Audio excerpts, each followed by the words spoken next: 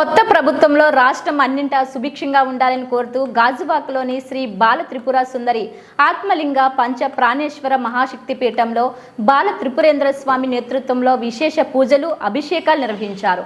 ఈ సందర్భంగా స్వామీజీ మాట్లాడుతూ రాష్ట్ర సంక్షేమాన్ని కాపాడే ప్రభుత్వం రావాలంటూ కొన్నేళ్లుగా తాను యజ్ఞాలు యాగాలు నిర్వహించినట్లు తెలిపారు. ప్రజలు సుఖ సంతోషాలతో ఉండాలంటే పాలకులు సమర్థులై ఉండాలని అన్నారు. తాను 1165 చండీ యాగాలు 1200 రుద్రయాగాలు జరిపినట్లు తెలిపారు. కూటమి అధికారంలోకి రావడం సంతోషంగా ఉందని చెప్పారు. జ్యోతిష్యులు స్వామీజీలు తమ వ్యక్తిగత అభిప్రాయాలు వ్యక్తం చేస్తూ ప్రజలను అయోమయానికి గురి చేయడం తగదన్నారు.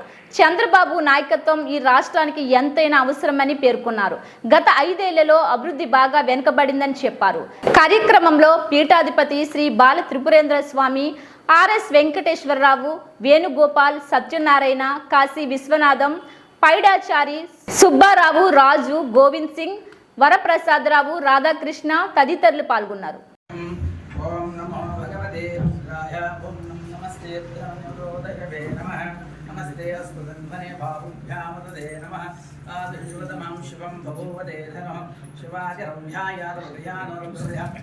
హరి ఓం శ్రీ గురుభ్యో నమః.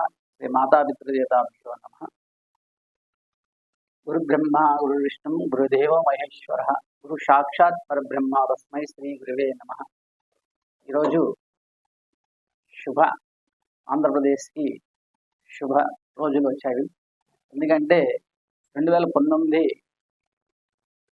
చూసుకున్నట్లయితే అప్పుడు జగన్మోహన్ రెడ్డి గారు ముఖ్యమంత్రిగా ప్రమాణ స్వీకారం చేసిన తర్వాత ఈ రాష్ట్రంలో అనేక ప్రజల్ని ఇబ్బందులు పెడుతూ 1947 స్వతంత్రం రాకముందు బ్రిటిష్ వారు ఏవైతే మన చరిత్రలో చదువుకున్నాం అవి ఏ విధంగా జరిగినాయి అంటే అనేక ఇబ్బందులు పడ్డారు ప్రజలు. అదేవిధంగా 2019 నుండి మళ్ళీ 2024 వరకు కూడా ప్రజలు అదే ఇబ్బందులు పడుతున్నారు. ఎందుకంటే అరాచక పరిపాలన జరిగింది. ఎక్కడ ఉద్యోగాలు కానీ ఎవరికి కూడా మంచి జరిగినట్లేదు. ఎంతసేపు ఒకరి మీద ఒకరు గొడవలు, చంపుకోవడం. అత్యంతగా ముఖ్యంగా చెప్పాలంటే దేవాలయాల్లో హిందూ సాంప్రదాయం విగ్రహాన్ని పగలగొట్టడం, అట్లాగే రథాన్ని ఎప్పుడు జరగని ఈ కాలంలో రథాన్ని కాల్చడం, ఇవన్నీ కూడా హిందూ సాంప్రదాయక ధర్మాన్ని నిర్వీర్యం చేశారు. కాబట్టి చాలా బాధలు పడ్డాం. కానీ 2019 అక్టోబర్ నుంచి నేను జగన్మోహన్ రెడ్డి గారి పరిపాలన ఎక్కడ మంచి జరగాలనే ఆలోచనతో 1165 చండీ యాగాలు చేయడం జరిగింది 2024 వరకు కూడా. అట్లాగే రుద్రయాగాలు చేయడం జరిగింది. ఆ యాగ పరిపూర్ణంగా జరగడం వల్ల రోజు రోజుకి ప్రజల్లో చైతన్యం పెరిగింది.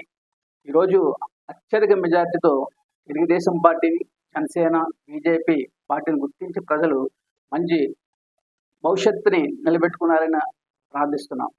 ఎందుకంటే ఈరోజు మనకు కేంద్రంలో కానీ రాష్ట్రంలో కానీ మనకి మంచి మెజార్టీతో మన తెలుగుదేశం పార్టీ, జనసేన వీళ్ళ మెజార్టీ ఉండడంతో కేంద్రంలో కూడా మనకి బలం ఏర్పడింది. కాబట్టి ముందు చాలా అందరికీ ఉద్యోగాలు దొరుకుతాయని, మంచి జరుగుతుందని చెప్పి భావిస్తున్నాను.